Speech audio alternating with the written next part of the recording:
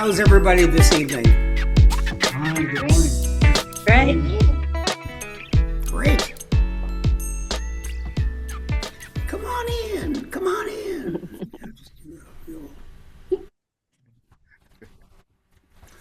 Okay, before I introduce Eldrina and the topic for tonight, I'd like to talk about our conference coming up, if I may. You know, our conference is on June 12th and 13th, and you can register anytime. We have beginning, intermediate, and advanced workshops. I guess you can categorize it that way. At least the workshop facilitators tried very hard to make sure that their workshops are consistent, commensurate to the kind of background that the people who register have in storytelling. So we're really excited about that. DC Corning and Bernadette Mason is going to be our keynote speakers, feature tellers, and keynote speakers, really. We're going to have some fun things going on, like raffles, juggling, clowns, I don't know, gambling. I don't know what else we're going to have. But whatever it is going to be a lot of fun. I'm exaggerating, of course. We won't be doing the others, but I wish we could. But it will be a lot of fun. And please get on board and register and tell everybody about it. I do want to clarify one thing, though, really. Tony and I, we're sort of designated as people that facilitators should contact if they have any questions about workshop, but please don't misinterpret that. It doesn't mean that we're any better or we can put together your workshop in any way, shape, or form more effectively. We are simply the eyes and ears. So if you wanted to bounce an idea off of us, that's what we're here for. Sometimes people want to talk about how exercises should be implemented, how to work the time limit, the hour and 15 minutes that we have for a workshop. Just share ideas, and that's really the only reason why Tony and I were designated, not because we can do what you can't do, because you're all great facilitators. But in any event, if there's any questions that you have or any ideas that you might want to bounce off of, I've already had a couple contact me. It's been helpful. Please feel free to do that. But by no means is it a process of us having to approve your workshops or anything. I've had two people contact me asking me if I thought that their learning objectives were being met, for example, during the workshop. And I thought that was a really good question. In one case, I helped the person to tweak it a little bit, and it's much better. So again, that's what we are here for. Just wanted to let you know. Bounce ideas, facilitate exercises, using time, whatever you might like. Tony and I have taught this stuff for a long time, so we'd be more than happy to share any insights we have about helping you with your workshops. We know that one of the most important learning outcomes of storytelling is cultural awareness. We know that, and we would be really hard-pressed to find any storyteller more locked into the power of story and culture than our friend and longtime TSA member, Eldrina Duma. I was listening the other day to Hear Our Voices, which is a program drawing strength for the past for the journey forward, and this was by the Museum of Native American History. Was listening to it on YouTube, and I was really impressed, as anybody would be. Eldrina's stories were clear, they were very poignant, and they really illustrated the ways in which stories define us, validate us, and in many ways cultivate our cultures, keeping traditions alive. And I was really impressed by that, so I'm really looking forward to our masterclass tonight, which is about tricksters. And we know that tricksters are fun kind of folks. They're chaotic agents of change. They use wit and mischief to challenge authority. Disruption is their stock in trade. They're usually the clever underdog, cunning, often greedy, amoral, but almost always fun. So Aldrina will be sharing some insights with us for the first hour, and then we're going to get some breakouts and do some exercises that'll help to amplify some of the really good points that she'll be making. So with that, I give the floor to Aldrina. Thank you. Thank you. Well, I know that many of you probably tell a lot of trickster stories, and you might have even done workshops for other people yourself. So I'm very humbled that I have been asked to share what I have been doing for a long time. As I was looking at some of the things that I have written, I was looking at the list of stories that I have written myself, and I was surprised that a lot of them have that trickster in them. And I had to ask myself, because I never thought about it. I never thought that I was drawn to those stories. And I also, those stories come to me to be written down. And so, what I want to share with you today is just a little bit about the way I think, what I have learned in the past, what I grew up with, and what inspires me. The characteristics that Hank had mentioned were pretty much the same as my thought process, in that just to identify, what makes a trickster. And I know that we didn't cover all the words and the characteristics of them. I think the thing that I really like about trickster, whatever it is, however you look at trickster, is that they just go throughout their day, and as they're going throughout their day, they realize that something just pops up, like, oh, that looks like a really fun thing to do over there, and so they set out to go get it. A lot of the tricksters that I grew up with, whether they were in person or the folk tales that I heard, had to do with lazy beings. And our storytellers would tell us these stories so that we would not be like them. And so a lot of times in our setting of listening to stories that had to do with tricksters, they never said the word trickster. They just started to tell the story with the animals or the person, and we knew what kind of story it was going to be. And so, oh, I forgot. Probably if you guys can mute yourself, that would be great. So that way we don't get any people coming in and stuff like that. So just take a look, and then we'll let you know when you can unmute yourself. But also, just to give you an example, when I first started telling stories, there was someone that said, "Oh, you need to talk to Mr. So-and-so because he has a lot of really good stories, and I'm sure he'll share some with you." And so I went over to him, and I loved Mr. Coyote, because he was our one of the bus drivers, and he was very kind. A lot of times, the people that I grew up with were the opposite, but he was always smiling and kind. So when I saw him, it was just a joy to see him as a grown-up. And he sat me down and he told me some stories. And he said to me, he said, "Drina, do you remember hearing any stories about Peru?" And I said, "Well," I said, I remember some of the young men that I hung around. They were always teasing each other about, hey, you're just like Peru." And, I would hear that name, and I just thought it was a person in our village or something that I'd never met. And the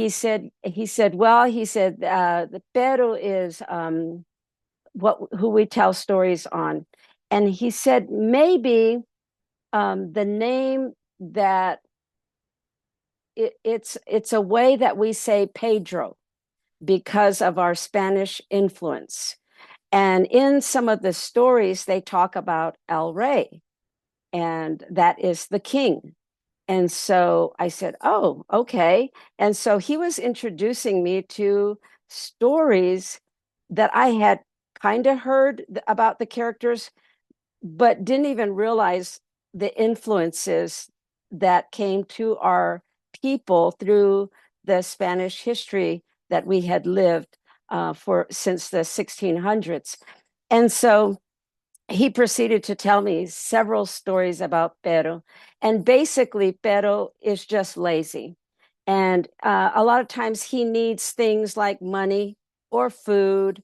He needs a job, but he doesn't really want to do the job. He just wants to get something for nothing. And so, in this one particular story, he was telling me about Pero. He said, "Yeah, one day Pero woke up and he said to himself, Mom, and he says, I really need to find me a job so I can make some money to buy me some things." And he went to one of his buddies and he asked, do you know of anybody that would is hiring people? And the person looked at him and said, Are you looking for a job, Pedro? He goes, Yes, I'm looking for a job.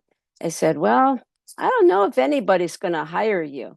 And he said, Why not? He said, Because everybody knows you. They know you're lazy. And he goes, I'm not lazy. He goes, Yes, you are. You're lazy. Everybody knows you're lazy. And he said, But if you want to try, go to El Rey's ranch. I think I heard some of the cowboys saying that they're needing more helpers. You can go there and ask maybe the head man there. He might hire you. So Pedro said, okay, thank you. And so he went over and he went to the ranch, and the cowboys were inside getting their breakfast. And he timed it just right because he was really hungry, and he knew they would invite him to come and have breakfast with them. So he came and everybody said, Hey, Pedro, what are you doing? And he goes, Oh, he said, I'm just here to maybe get a job. I was going to see if El Rey was hiring. And one of the supervisors got up and he said, Well, he said, Yeah, he said, I need somebody for today. And he says, Oh, okay. He says, So can you work today? He says, Yes, I can work today. And so he said, All right, well, sit down and have breakfast, and then I'll tell you what job you can do. So Peru sat down and ate a good breakfast. He was so happy that he had timed it just right. And then the supervisor, he told him, he said, All right, Peru, he said, we have some pigs and they're all in the pen. Nobody wants to work with the pigs because they sometimes don't listen. But Pero, if you want to make some money today, I will give you a good portion today if you can take those pigs and get them out of the pig pen and take them down to the mud hole and let them just be down there. They like to get in that mud and just cool down. But you have to be careful, Pedro, because if you don't watch them closely, they'll go all over the place and it'll be hard to gather them up. You think you can do this job? Pedro said, Sure, I can do this job. I don't think it's very hard to work with pigs. And he says, All right, Pedro, he said, I'll give you this much money at the end of the day if you take care of those pigs. And he said, Oh, okay, that's a lot of money. He goes, Yes, it's going to be a hard job, Pedro. Do you think you can do it? Yeah, I think I can do it. I can do it. He said, All right. And so the supervisor left him. And Pedro walked over to where the pig pen was, and there were a lot of pigs in there. And he said, Oh my, I didn't know this was that many pigs. And he said, Well, I'll just open the gate and try to get them down to that mud hole. So that's what he did. He kind of shooed them and they kind of went, and he drove them down to where this big mud hole was. And they were just wallowing in it and wallowing in it. And then all of a sudden, Peru kind of took a nap because that's what he does. Instead of paying attention to his job, he likes to just sit back and relax and sometimes take a nap. Well, he slept too long and he realized that the pigs had got stuck in there. And he said, Oh no, the pigs. And they basically they were there and he said, "Oh my goodness," he said, "I need to figure out how to get these pigs out." And so Pero, he was trying to pull them and pull them by their ears, pull them by their tails. And finally, he was starting to get them out. And then they were just full of mud. And there, at that time, there was a man that came riding up on a horse. And he said, "Hey, young man," he said, "are these your pigs?" Pero said, "Why?" He says, "Well, I'm looking for some pigs, and I was wondering maybe I need to have some to butcher. If these are your pigs, I sure would like to buy them from you." And he said, "Well, how much would you pay me for these pigs?" And so the man told him. Pedro said, "Okay, I'll sell these pigs to you. But before I sell them to you, can I ask you for one favor?" And the man said, "Sure." And he says, "Well, as I pull the pigs out and send them on their way with you, can I go ahead and just cut off their ears?" And the man said, "Cut off their ears?" He goes, "Well, yeah, I guess, because I don't need their ears." And so Peru said, "Okay, thank you." And so the man, Peru was getting the pigs out of the mud hole, he was cutting off the ears and putting them aside. And then the man, finally, the last pig went off and they drove the pigs away, and that man paid him a really good sum of money. Now, Peru had these ears, and he thought to himself, "Okay, this is what I'm going to do." And he got those pigs and he set them in that mud hole, and he set them all around until he got rid of all of those, poked them in that mud, poked them in that mud. And then he ran to where the bunkhouse was and he said, "Mister, Mister." And he goes, "Yeah, Pedro, what's the matter?" He goes, Mister, come quick, come quick." He says, "Something happened to the pigs." And he goes, "What? Something happened to the pigs. I think they all drowned or something." And he said, "What do you mean they drowned?" And he goes, "Come on, come, let me show you." And he ran down there, and all he saw were the ears of the pigs sticking out of the mud hole. And he said, "Oh no, Pedro, what happened?" He goes, "I don't know." He said, I don't know if they drowned or something, but I can't get them out." And he said, "Okay, well, let's go get the cowboys." And he said, "All right." And he says, "Well, can you go ahead and pay me before we go get the cowboys?" And he said, "Okay, come up to the bunkhouse." And so he gave him his pay for the day. And then Pedro said, "Well, thank you very much." And so he said, I'll go ahead and be down there, and you can call the cowboys, and I'll be waiting for them." And so the man said, "All right." So Pedro went down there and he looked around and he saw the cowboys, and then he took off. Well, all of a sudden, Pedro got paid for the day, plus he made the money from the pigs that he sold. And when the cowboys got down there and they reached for the ears of the pigs to pull them out, all that they pulled out were the ears of the pigs. And they went around and grabbed all of the ears, and nothing was attached to them. And that's when they realized that Pedro had tricked them. And they said, "Oh, Pedro." And that supervisor, he said, "Boy, he better not come around here again." He said, "I may have to cut off his ears just like these pigs." But Pedro, he was already long gone, and he had a lot of money that he made that day. And that was the story about Pedro. Thank you. Well, when I heard that, I thought to myself, "Oh," I said, "I've never heard these stories." And he told me several others along with that. And so among our people, we have our animals that are tricksters. There is a list that you're going to probably get here pretty soon. Some of the pages that I have might give you some idea, but as I was researching a lot of the stories, of course, we have the stories of Anansi the spider. That's one that a lot of us kind of heard when it comes to trickster. I had never known about Anansi. And so when I came across some of the stories and I had heard other storytellers talk about it, I thought to myself, Well, that's a very clever spider. And when you take a look at all of the tricksters that you hear stories about, they all have that common thread about them. There's a cleverness, but also a creativity. When you really think about these characters, they are creative because as I thought about Peru, thinking about how can he make more money, but yet trick people into thinking that the pigs were still there. He kind of had to think a little bit beyond just a way of how it would be believable that these people would actually believe him. And so a lot of the tricksters are very creative. And then you have among the Native American people, you have the coyote, you have the raven, you have Iktomi, raccoon. And then of course you have your shapeshifters that may be an animal, but they shapeshift into a person. And sometimes some of these stories can be a little bit dark.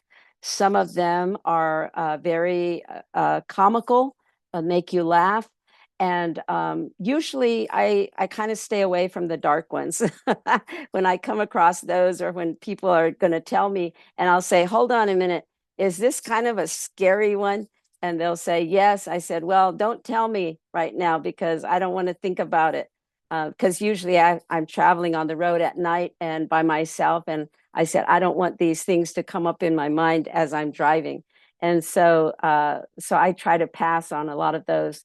And of course, the rabbit, but we also have bear rabbit too, and the bear and everything that comes from the fables. And so one time I had asked my uncle, I said, Uncle, I said,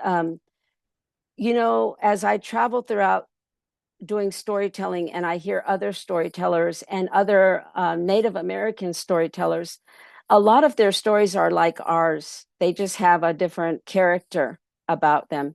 And the setting is different, but they sound very similar.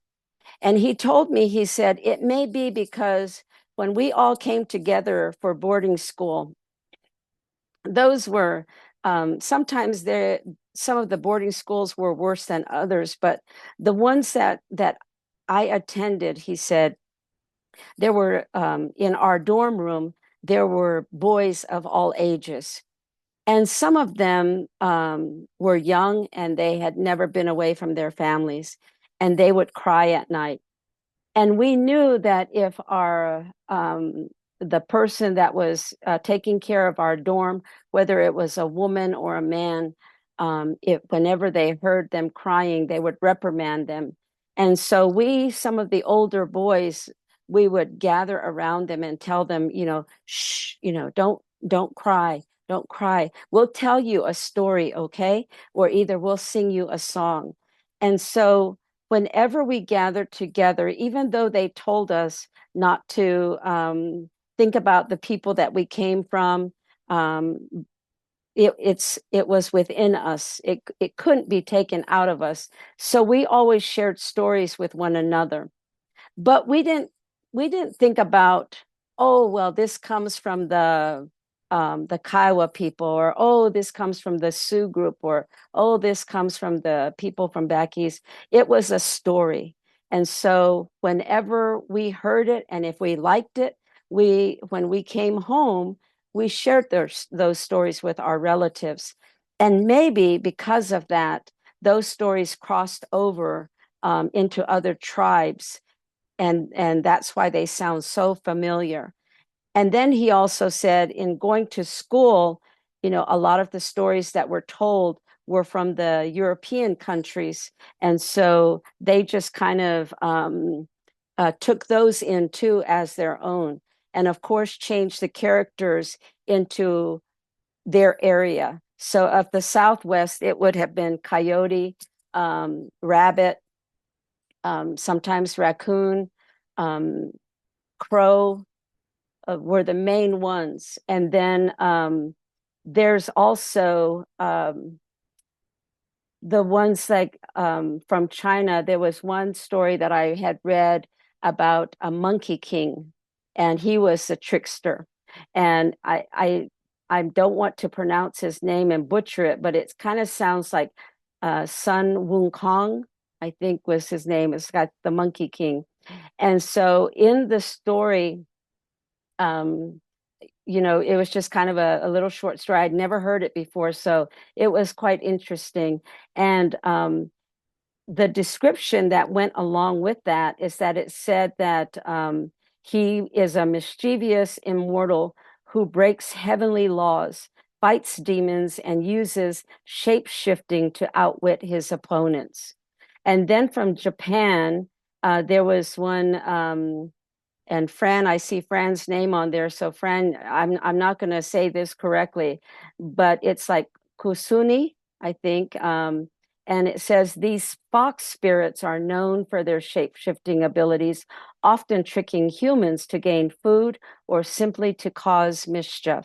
And so a lot of the different cultures have their own tricksters that they have. And so as we talk about the tricksters and the characteristics of them, one of the things that we're going to do tonight, I'm hoping that we will have enough time for you to walk away with two stories. I want you to think about where you live, and this is going to be for the independent writing. So I want you to think about where you live, and if you were to look around your surroundings and think about what is surrounding you, whether it's people, animals, insects, birds, in your mind, who or what would you consider a character that might have the characteristics of a trickster? And I want you to think about that, because whatever pops into your mind, I want you to use that character in your independent writing today. And so we know that one of the things that as I was looking into a lot of other tricksters, things that I never thought about, like Bugs Bunny said he was like considered a trickster. And Loki of the Viking culture, he was a person, but he would also be considered a trickster. And then another one was a Cheshire Cat. And I thought, oh, the Cheshire Cat just always scared me. So I didn't really want to know anything about that story. And then also Peter Pan being a trickster. And some of you guys probably, as you guys have read a lot about it. I just saw the movie. I didn't read any of the books or anything like that. And so some of those and some of the other names I was not familiar with. So I'm going to read these to you and think about them and think in your mind, do they hold a trickster characteristics?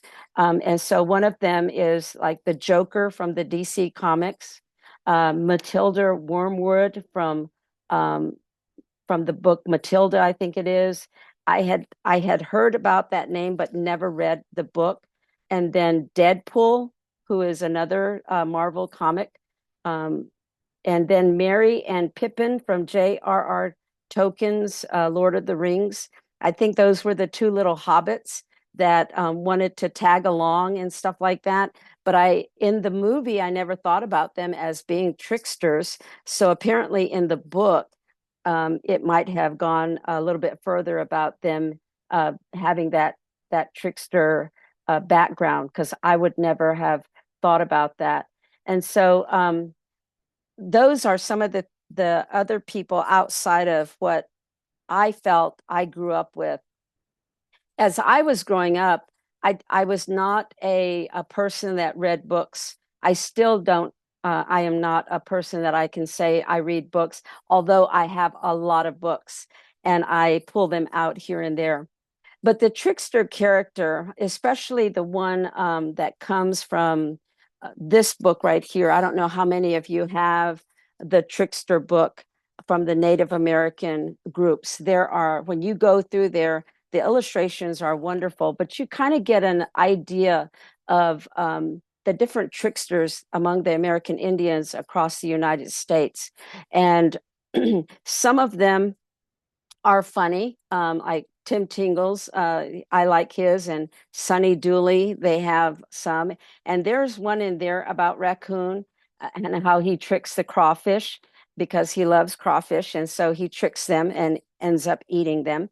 And then another one, another favorite of mine is the rabbit and the bisons, and how he tricks the bison into playing tug of war, and because he says that he's stronger than bison, and then he ends up um, having two bisons on the each side of the hill playing tug of war against each other, and he's just kind of having fun watching them do it.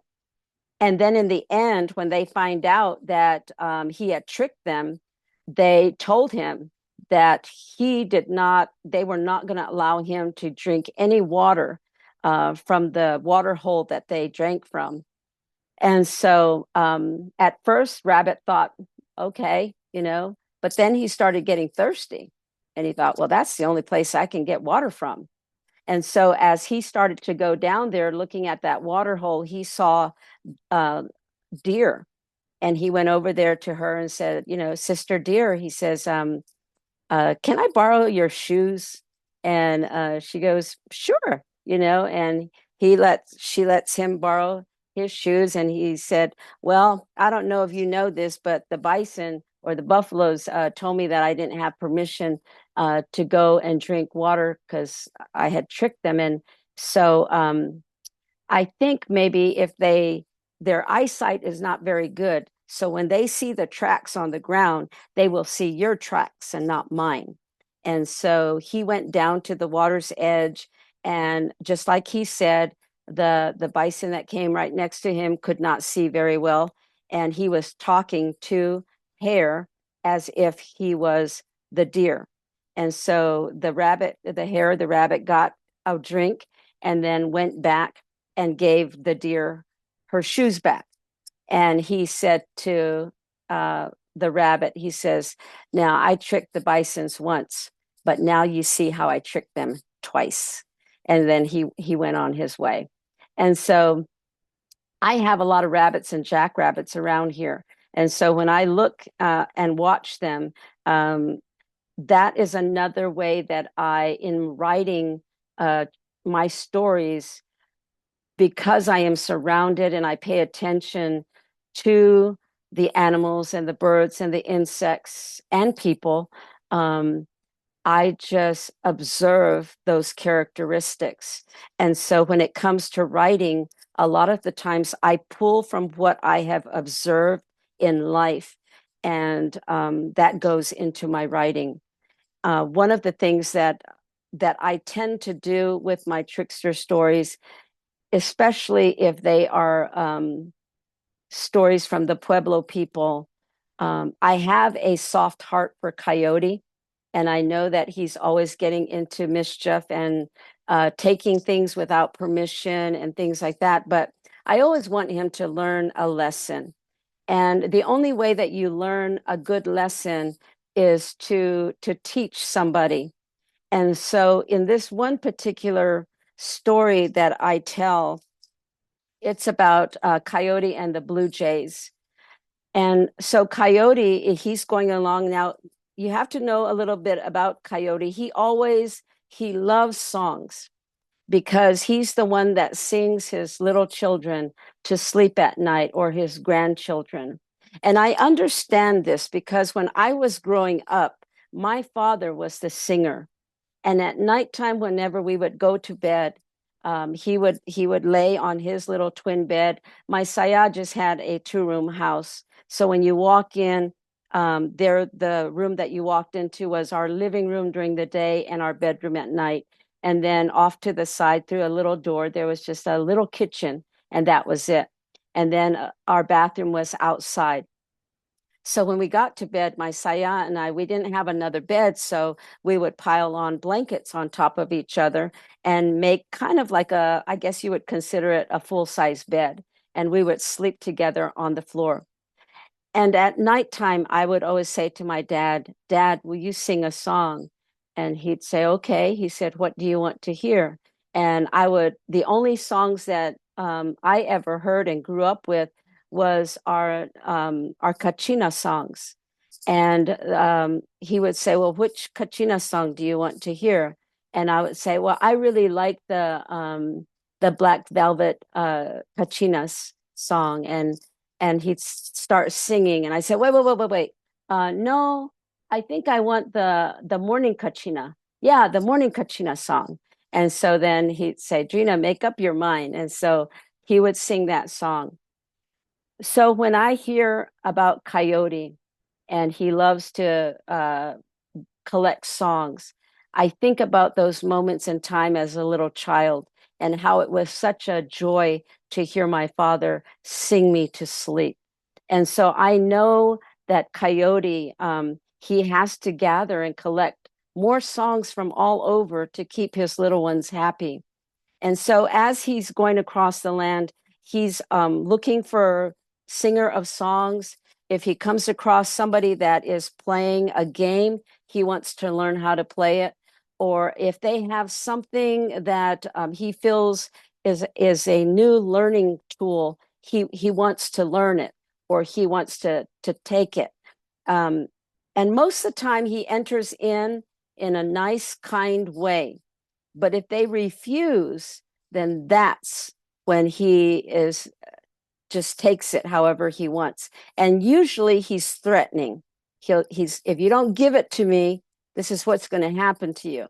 And so eventually either the other character loses their life or he asks in kindness and it's given to him. And so when I came across this story about Coyote and the Blue Jays, the story was about Coyote taking something from the Blue Jays. And so I wanted him to learn how to be kind. And so in my retelling, this is kind of the retelling of it. So Coyote one day, as he was going across the land, he came across some boulders and he heard some singing and laughing, and it sounded like whoever was on the other side, they were having a wonderful time. And that made his heart happy. And he thought, I'm going to go see who it is that's having so much fun. And he kind of peeked around the corner and around that big boulder. And there, off in the distance, was a pinon tree. And the blue jays, the pinon jays, were dancing on the base around this big tree. And he would sit there and he watched them. And they would be singing and dancing. And then all of a sudden they stopped and they flapped their wings as hard as they could. And they flew up into the sky. And then they came down really gentle to the ground. And they did that several times. And Coyote, he just sat there and he watched them. And in his mind, he was thinking, oh, I wish I could fly like those birds. It just seems like that's so fun to come down like that. And as he was sitting there, one of the pinon jays noticed him and got scared because Coyote's character always went before him, and all of the animals and the birds were afraid of him. And so he went to the chief there and he told him what he saw. And he said, I'm scared. Coyote is over there watching us. Is he going to come and attack us? Should we leave? And the chief said, no. He said, I'll go talk to him. And so the chief went over, and then that's when Coyote realized that he was seeing, and he's kind of stood up on his four legs, and he was looking, watching, and the blue jay or the pinon jay came to him, and he said, Coyote, can we help you? And he said, oh, no, I don't think so. And he said, are you sure? He said, you can come sit closer to us if you want to be closer to us here and enjoy what we're doing. And he said, well, I always like songs, and your song was just beautiful. But what I was thinking about was how wonderful it would be to be able to fly up into the sky just like you pinon jays, and then you come down so gently to the ground. That looked like fun. What is it like when you fly up into the sky? And the chief said, well, we can do you want to go see what it's like? And Coyote said, I can't. I'm a coyote. I'm not a bird. And he says, well, if you want to, we can teach you.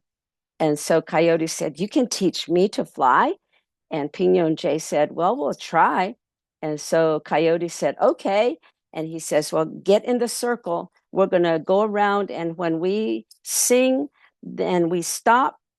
I want you to flap your arms as fast as you can and try to get up into the sky. So Coyote, that's what he did. He stopped and he kind of flapped his front paws and he flapped them as hard as he could. And he jumped and he jumped and he jumped, but he never could get up into the sky. And so the chief got his birds together and said, you know, we could help him.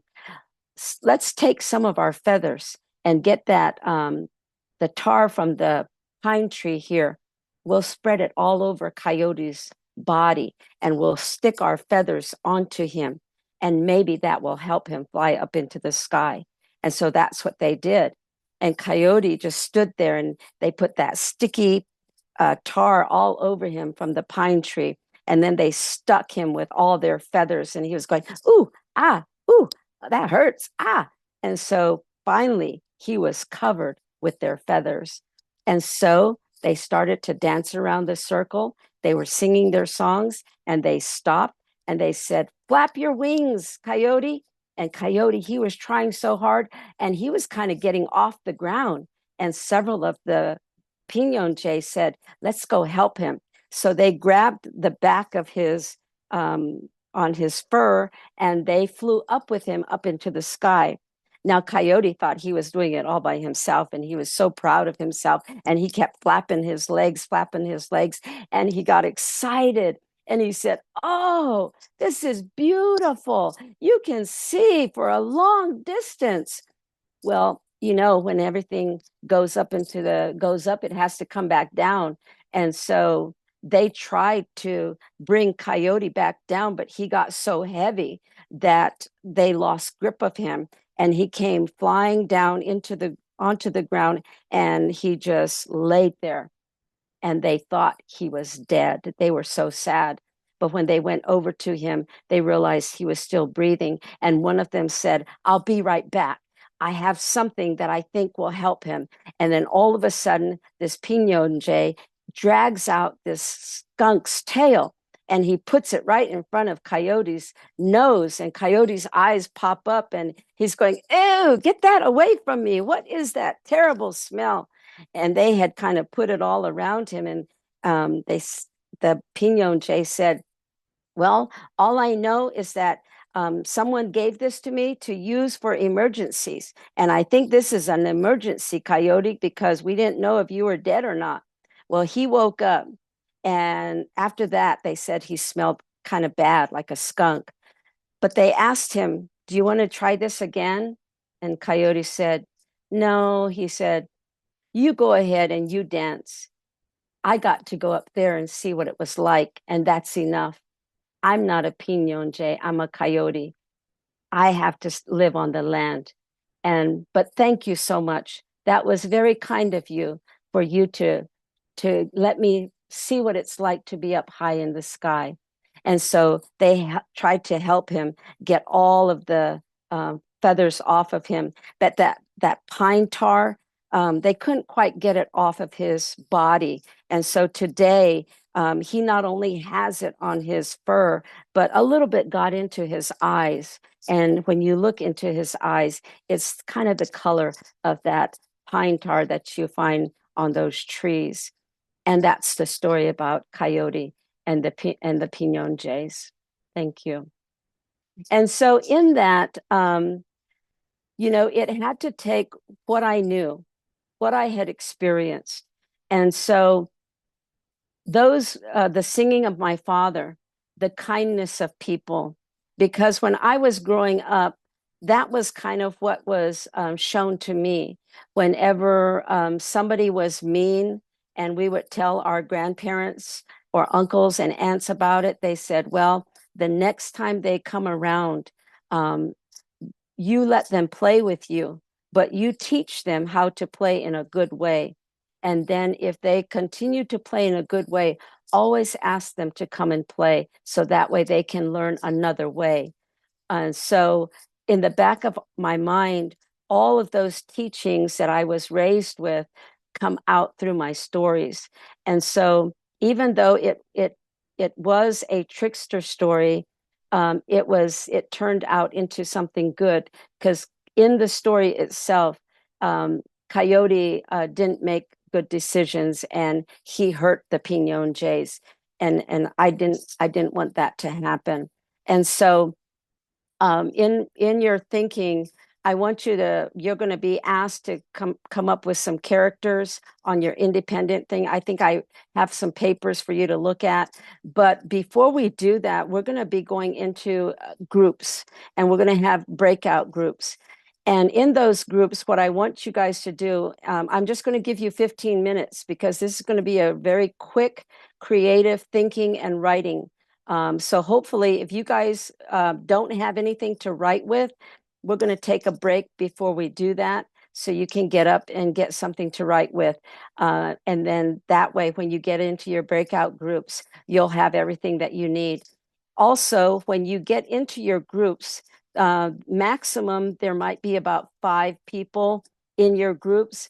And so when you get together, I need somebody to say, I will write down everything. I will be the scribe. And then when the 15 minutes is over, if your group finished or came close to finishing your story as a group, a trickster story, then I'm going to call on 2 groups to share what you guys came up with. And so I already, in each group, you're going to, I think Dean will show us the page. And if you're in group 1, there's going to be 5 words that you're going to use in your story. And there are 2 characters in there. You guys can use them as, you can decide which one could be the trickster. But these words are not specific because I want you to use your own creativity in giving the detail with these words. And so when we break out, you're going to have 5 people in your group. I really want everybody to contribute to creating a trickster story. And it's going to be hard because that's 5 people and you're not right there with each other. You're kind of just doing it through a screen, and that might be a little bit more challenging. But try to do the very best you can. So think about the characters that we had talked about, the different animals, the cleverness, the wittiness. Sometimes they want to overtake, they want to get something and not really work for it, or they just want to take it. And they just try to, when you think about your Anansi stories and you think about the bear, fox, and rabbit and what that they do. One of the things that I remembered, I know she's gone now, and it makes me sad because I remember her coming to the Texas Storytelling Festival years ago, Patricia McKissick, and her Flossie and the Fox, that story. And I love that book. And I talked to her at one time, and I said to her, I said, Patricia, I said, she was doing a workshop also as a feature teller. And I said, Patricia, I said, I have some stories that I have written, but I don't know how to let them go, because I hear a lot of writers, when they give their story to the publishing people, they are not what they started out to be. And she said, yes. And then she talked to me a little bit about it, but she said, Drina, depending on which publishing company you go with or who picks you up, you have to remember that they know their audience, they know their readers, and they want to sell the book. So they're not going to do anything with your story that that will not sell the book, because that's what they want. And she said, for instance, Flossie and the Fox. That was a story that one of my relatives told me. And when I first sent a manuscript to the publisher, they got back with me and said, there's too many characters. you need to get rid of some of the characters. And she said, I was like what? Then it's not going to be my uncle's story that he told me if you want me to chop it up. And they said, well, there's just too many characters in the story. And so she did it, edited again, and they send it back. They said, yep, there's still too many. There's still too many. And then she said it ended up being Flossie and the Fox. And so she says, but she said, in that process, they were right because the focal point was on those two characters and not all the other characters that were a part of that story. And so while you guys are thinking, I want you guys to try to rein yourselves in, because sometimes whenever we get together, our creativeness and our imagination just kind of starts to get goes wild, and we have to just rein it in. So yes. Aldrina, I know that you wanted me to let you know when it's 10 to 8, and I know you're giving us some Okay. instructions, but Yeah. just wanted to let you know it's about 8 Okay. minutes to 8. Yeah. Okay. And in 5 minutes, we're going to go ahead and take our break. So when you take your break, get something to write with. Get ready to know that when you come back, you're going to go into one of the breakout rooms, and I believe Dean will also share again what to look for, because we want to try to fill up as many as we can with 5 people. So if you go to one of the groups, when you see the breakout groups, look for the ones that have less than 5. And so try to get into those. And we're gonna give you an extra 5 minutes. And then once everybody gets in the breakout group, then we'll start the timer. And you have 15 minutes to create a trickster story based on the 5 words that I'm giving you. And then after that's finished, then you're going to be on your own. And so you're going to do the same thing. The page that I'm going to give you has a few more characters on it. And then I want you to create your own trickster story based on your experience, based on what you know, based on who in your mind you want to be that trickster. And so hopefully we will have time to hear 2 of the groups, and then for the independent writing, at least 2 people, because I think we're going to run out of time. But I'm going to challenge you guys to write in 15 minutes in the group and independently. And remember, we're thinking about the characteristics of a trickster. So as you come together, that's kind of what I want you to think about. Now, I will somewhere in there, I will ask if you guys have any questions. I know I'm just going really fast and quick. Aldrina, now that you mentioned that, Ken does have a question if you're willing to Okay. take it. Ken? Yeah. Okay. Just to be clear in what you're wanting us to do, Mhm. we are to collectively put together a story using 5 words.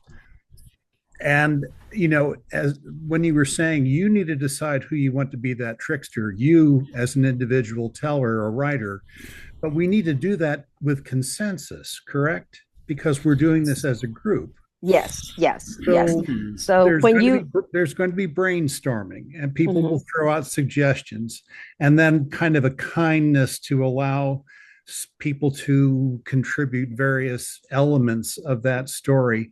But the end goal is to have a completed trickster story at the end of 15 minutes, correct? Correct. Okay, Yes. Yes. thank you. And yeah, and I want you to visualize you guys sitting around a table together, even though Yeah. you're in little boxes. And try to help, I mean, try everybody to try to have an input. And then, but the number one thing is to get your scribe, who's going to be writing all this information down. And then you can ask them, read to us what you have written down. So that way you guys can listen to it. But the challenging part is doing this through Zoom. Because usually when I do this with a classroom, they're all in one room together, and they're breaking out among tables, even if it's in Zoom. So We'll take one more. Yeah. Okay. Yeah. Who has a Yeah. question? Dennis had a question, Uh, and then we'll take a break. Okay. okay, just a real quick question. You talked about all the different animals or characters you had, coyotes and all kinds of stuff. Do you ever have rattlesnake? Well, I now that you think about it, Rattlesnake was with Rabbit, and but Rattlesnake did get tricked and tricked. Yes. How about turkey? I have not, I don't think I've ever had I think of that turkey. because we had one walking through our front yard the other morning. So Okay. Okay. Well, maybe he's going to play a trick on me. I don't know. yeah, yeah, yeah. Well, that's a good thing on your independent writing to Okay. keep in there. All right. Yeah. Well, thanks a lot. Thank you. Yes. Yes. Anybody else real quick? So let's go Okay. ahead and take a break. We'll come back in 5, and in the meantime, get something to write with and some paper. Yes. See you in 5 minutes. Karina, that was real fun. That was, I didn't think we could do it in 15 minutes, and we had a lot of fun in there. Thank you very much. Yes. It's when you're just tunnel vision and all you're just focusing on it. And then it's just amazing. A lot of times when I've been at festivals and done a workshop like this, some people will come just out of curiosity because they think there's just no way you can come up with two stories in a workshop under in 15 minutes each. And because I've done it for so long, it's like, yeah. Well, count me as skeptical. I would have been in that group. I don't think, I Yeah. told my group I didn't think we could do it, and we did it Yes. in with time left over. We had a completed story. Very good. And so, Tim, um, since you said that you did complete the story, um, why don't we go ahead and find out who your scribe was, and maybe you can be the first one to share with us the words that you guys were working with, and who was in your group, and then if the scribe wants to read the story to us, that would be great. And then I need one more group. If there's a group, Debbie, I think I saw Debbie's hand go up, We and we then can do it. okay, okay. So Yeah. Tim, I think you're on mute right now, but Tim Eldrina, Couch. I'm the scribe for Tim's group. This is Okay, Michael. got it. Okay, so Michael, tell us who was in your group and what words were you working with? Let's see. Tim was in my group. Valerie was in my group. Rosemary and Karen was Karen. in my group, and Rosemary was in my group. And our words, we were group one. Our words were lost, green, horse, boy, wolf. Lost, green, horse, boy, wolf. So, once upon a time, a boy got lost in a green forest. He was really tired and really exhausted when he came up he saw a wolf. And the wolf looked at the boy and said to himself, "Oh, this is going to be a good meal for me." And he started licking his chops. And the boy said to the wolf, "I'm lost. Would you help me? I'm I'm hungry and I'm tired." And the wolf said, "Well, I know where we can go get a fabulous meal." Now, of course, to the wolf, when he said fabulous meal, that meant something special. But the boy said, "Oh, I'm so hungry, but I'm so exhausted. Could you please give me a ride? Could you put me on your back and give me a ride?" And the wolf started, "Oh, yes, that's a great way to get you back to my lair so that we can have the meal." So the boy climbed on the back of the wolf, and as they were galloping away, they were going up the mountainside, and the boy looked over to the side off the cliff and saw that there was a horse, a big, beautiful horse. And knowing that the wolf was trying to take him back to be eaten, the boy outsmarted that wolf and jumped onto the horse. And the horse, knowing his way back home, galloped away and took the boy home. The boy had outsmarted that wolf. And then they decided that they would get together and they would go hunt that wolf down.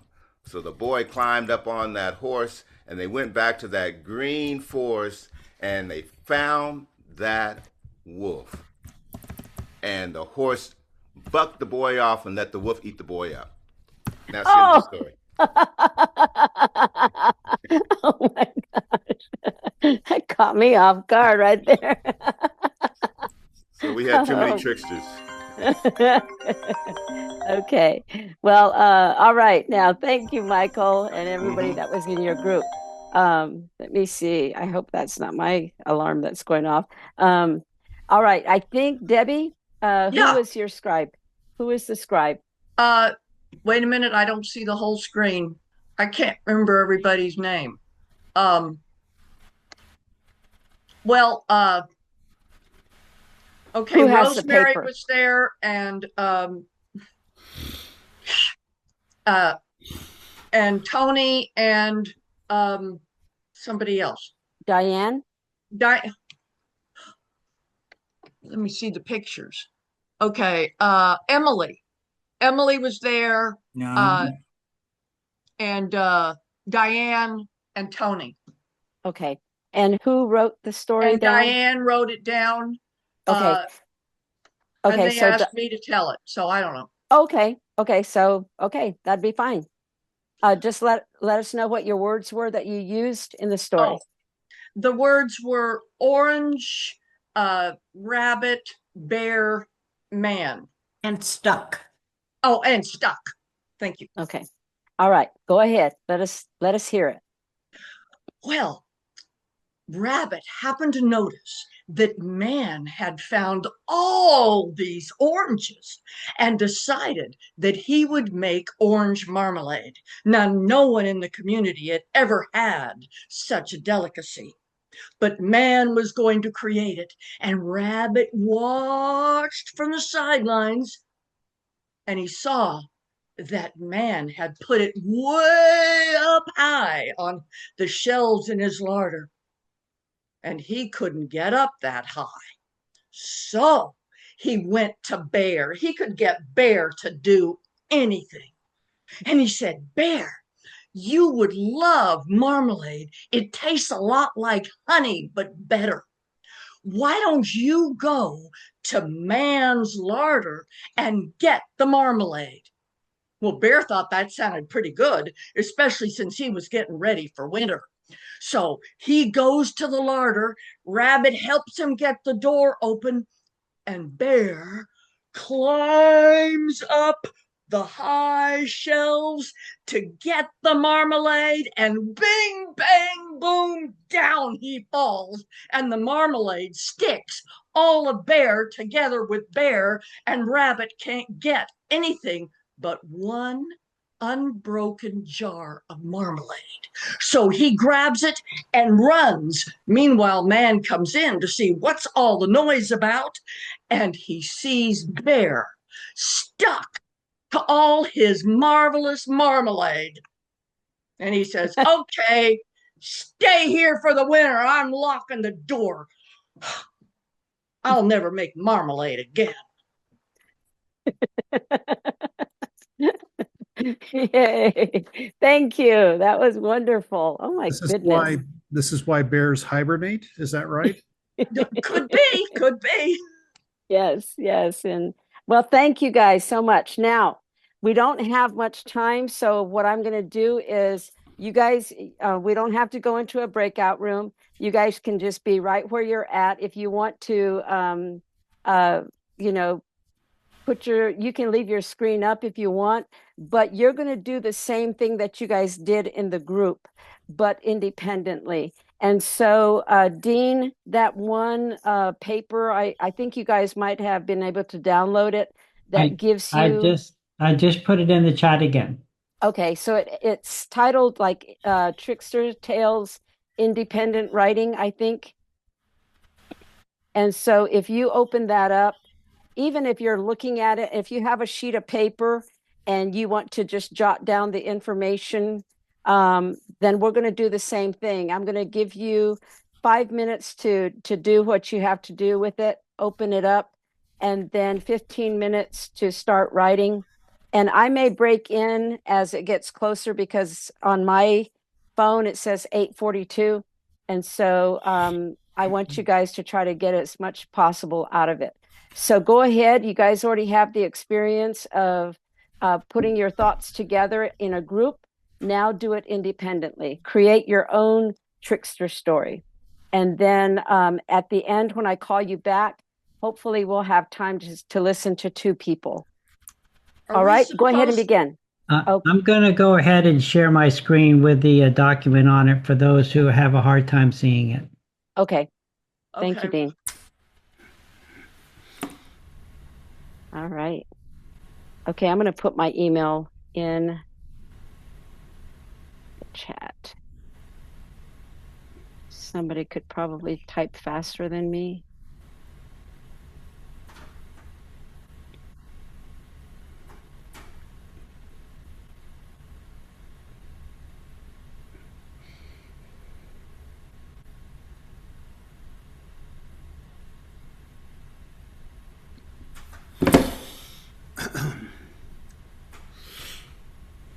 Okay, my email is bluecorn_teller@hotmail.com. All right, I'm going to go ahead and call on Shane and Valerie. Can you go ahead and Shane, go ahead and you go first. Share your story with us. Tell us what words you used in your story. Okay, I used the lost green horse, boy, and wolf from the first one. So, Okay. yeah, just so I didn't get lost in the weeds trying to think. So, once upon a time, there was a beautiful white horse. She had a beautiful white tail and a beautiful white mane. But she lived in a very restrictive world, and that she had to perform upon demand, and she had to live by the whip. And so one day she kicked down the gate of her stalls and ran away into the wild rainforests of the Pacific Northwest. Now, the hunt was on for her because she was worth a lot of money, and there was a reward for her capture and a reward for finding any information about her at all. And in the green emerald forest and all the variations of the Pacific Northwest, that white stuck out like a green thumb. But along the way, as she was trying to get away, she encountered a boy riding a wolf. And she wondered what kind of thing that this could be. And she, I'm sorry, I'm in a room where people are coming in now. So she was very fearful at this at first. But the boy and the wolf recognized what was going on with her, and that they had been living off grid and away from the world for a long, long time. So they finally got together and made a connection and decided that they were going to help this white horse turn green so no one would be looking for her. And they covered her mane and her tail and all of her hair and her back and her belly with that moss of the green rainforest, and it began to grow into her body. And they found a conical snail from the beach and put it right up on top of her forehead, and it lived there in this symbiotic relation with Chip with her. And so now she is spotted every once in a while. But instead of being that white horse that everyone's looking for, she's a green mythical unicorn. Thank you. Thank you. Thank you. I appreciate that. That's wonderful.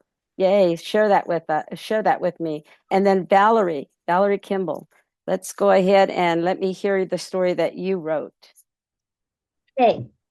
My situation is 1911 in a small Oklahoma town, and the old lady, Miss Hattie, her family has been after her. She's well-to-do, and she is getting on in years, and they send her to buy a car. That the car is the new thing, and she could afford one, so her family wants her to have the best. So she goes into downtown Marietta, and it just so happens that there's a brand new car lot, and there's actually 3 whole Model T Fords in that car lot. But right next door is a horse lot. And so we have a car salesman right next to a horse trader.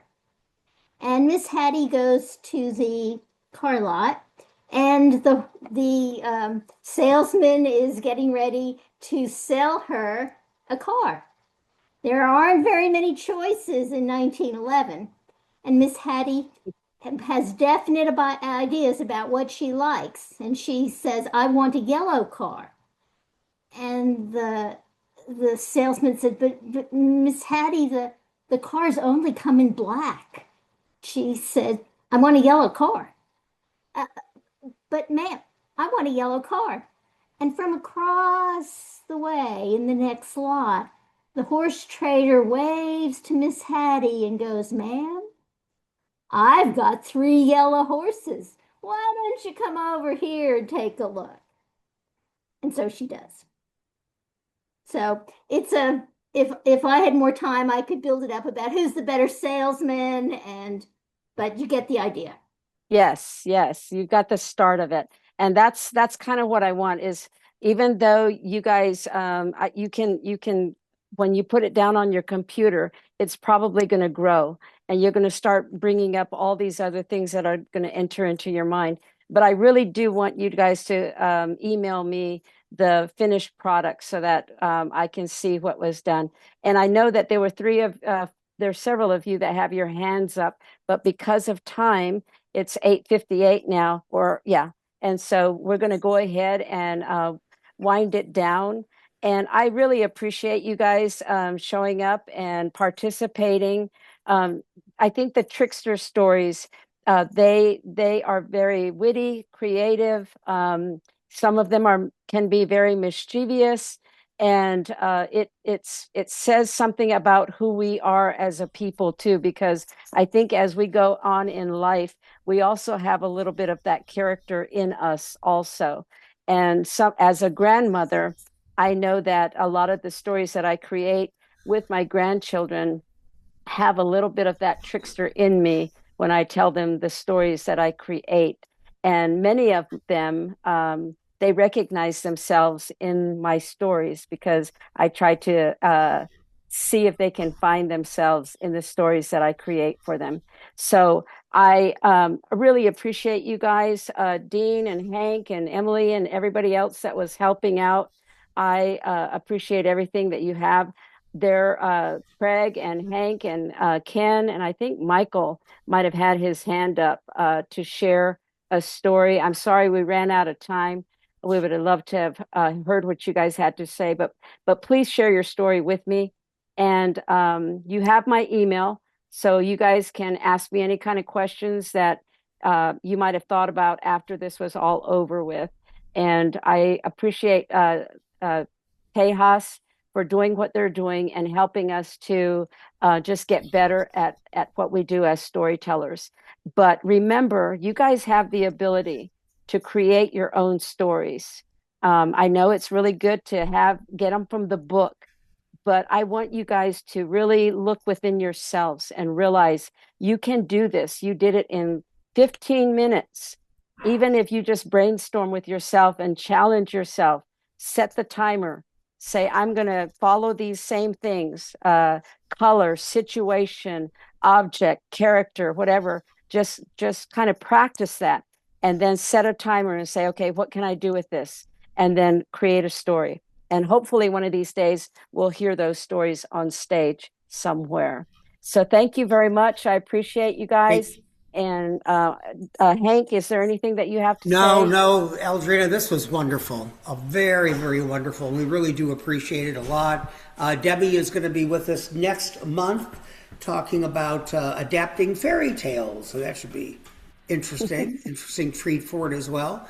Don't forget the Story Circle, the fourth Monday of every month. Make sure you get active in your guilds. Make sure you pay up in TSA if you haven't done so already. I'm sure we need money. Why not? We always do. In the meantime, you guys have been great. I appreciate it. And we'll Sign see you up next for the month. conference. What about For it? the conference. Sign up for the conference. Right. Well, I spent an awful lot of time talking about that earlier, and I'm sure that everybody wrote it down because that's the kind of students we are. Yes. Yes. Hey, thanks. Remember, All right. we got raffles, we got, clowns and gambling, everything. So again, for those of you who want to talk about your workshops, Tony and I are available, not because we know more than you do, but because we're just going to be your ears and eyes and happy to help in any way. Hey, Eldrina, make sure you read the thank yous in the chat. Okay. Can that be sent to me, Dean, if I missed some of them? If you go up to the, I'll let Dean tell you. Okay. But you can save I'm the sorry, chat. what was the question? Save chat. How to save the Yeah. chat. Yeah, if you go into the chat, and Okay. at the very top right-hand corner, there's 3 dots. If you click Yes. on that, you'll see Save Chat. Okay. Got it. Okay. Okay. Thank you, Eldrina. This was amazing. It's good to see you. It's good to see all your faces at one It's so time. good to see you. Yay. Thank you, guys. Bye-bye. Stay Night. safe, Thank everyone. y'all. Take care.